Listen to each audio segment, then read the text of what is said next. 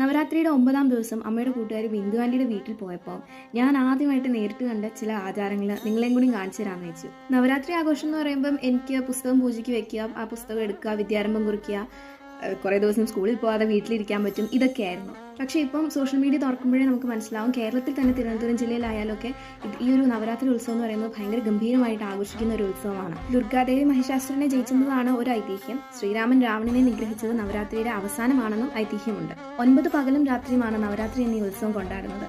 അതിൽ ആദ്യത്തെ 3 ദിവസം പാർവതി ദേവിയെയും അടുത്ത 3 ദിവസം ലക്ഷ്മി ദേവിയെയും പിന്നീടുള്ള 3 ദിവസം സരസ്വതി ദേവിയെയുമാണ് പൂജിക്കുന്നത്. വെൺപൊങ്കൽ, പുളിച്ചോറ്, ശർക്കര പൊങ്കൽ, കദംബസാദം, ഇങ്ങനെ വിവിധ തരത്തിലുള്ള ചോറും പായസവുമാണ് ദേവിക്ക് ഓരോ ദിവസവും സമർപ്പിക്കുന്നത്. പൂജ കഴിഞ്ഞ സമയത്തായിരുന്നു ഞങ്ങൾ അവിടെ ചെന്നിരുന്നത്.